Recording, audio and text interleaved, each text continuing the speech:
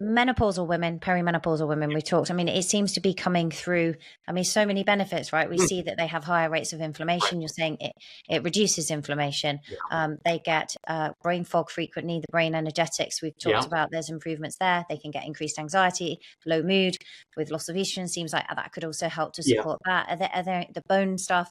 Is there anything else that we're missing for the perimenopausal woman that she I might think the benefit? big one is the decrease in body fat. I think there's a transitional Yeah. thing so that's a huge one. I think a lot of people, especially females, say, "Oh, the number on the scale went up. Please notice water." And over time, with exercise, body fat might come down, and those are the big things. The area we're really curious of is if we did look at perimenopausal transition, imagine if it had applications for decreasing falls and fractures later on in life when the bone is really under attack with the cessation of estrogen.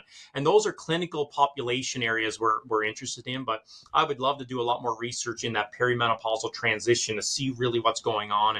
And exercise is foundational. Can a nutrient cause some beneficial effects? Would be great to test.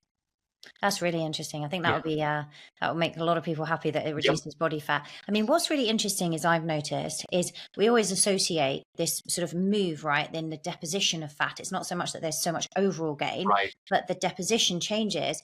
And I take creatine daily. It's like because I swear by it. And my visceral fat rating is the lowest. It's on a 1. And I'm Okay. curious, which is Yeah. great, right? Because it's actually Yeah. very common that women would accumulate that. And definitely, if you say, is it genetic and family history? I have a Right. strong family history. I'm half Lebanese. They generally, that area of the world, tend to get Okay. more abdominal fat. So Okay. actually, it's really interesting. Do we think that the creatine, in addition to reducing overall body fat, could Mhm. also play a part in reduction of visceral fat? Yeah, I wish we had that data. It was just sort of looking at overall distribution. In the rodent model, creatine has been shown to increase thermogenesis.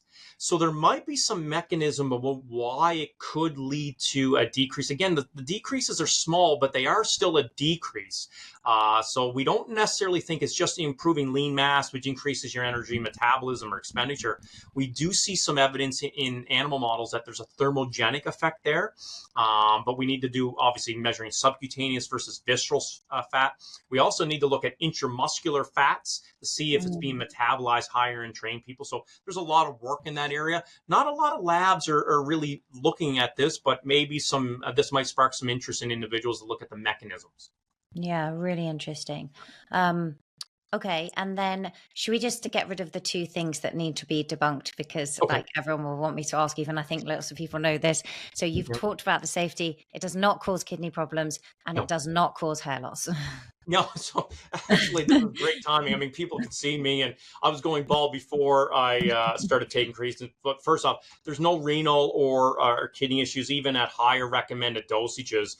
Safety papers just came out, and a paper that just got accepted regarding they finally actually measured hair loss. This myth goes all the way back to a hormone from rugby players about 30 years ago, and it had no validity to hair thinning or loss. And I know there's a study that has just been accepted, and it's coming out where they actually measured hair follicle number, size, and cross-sectional area. I don't know the results, but that should be out in the press any day now. But to be honest, there's no evidence, there's no reason why creatine would cause hair loss.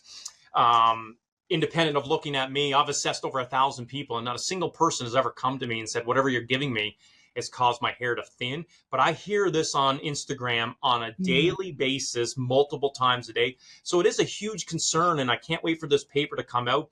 It'll probably be the paper of the year just because it will address. Now, if it turns out creatine did cause hair thinning and loss, well, then there's a lot of validity to this myth. But my guess is based on the evidence. I can't see it. And if it does, I'll be super shocked. Yeah. Yeah. That's good to know, isn't it? Because I think, as you say, I see it on Instagram all the time. That and Every still day. Every perpetuates the day. myth Yeah. around Yeah. kidneys. But Yep. the I guess the reason I ask it is because for some women who maybe haven't been taking creatine Right. and are in perimenopause and are experiencing a drop in estrogen, and therefore their hair is thinning, and maybe even the drop in progesterone is reducing their iron levels, which is That's right. also thinning their hair, they could incorrectly associate the hair loss with the creatine that's just come in new. Do you know what I mean? Which Yeah. is so 100%. It's unnecessary. like when people say I'm suffering muscle cramping from creatine, I'm like, Well, actually, it super hydrates the muscle. And then when you find out more, they're like, oh, I'm exercising now an extra hour a day, not drinking as much water. I'm not taking as many electrolytes. So there's so many correlations, but creatine always gets blamed for pretty much any adverse thing that a person's going through. Yeah.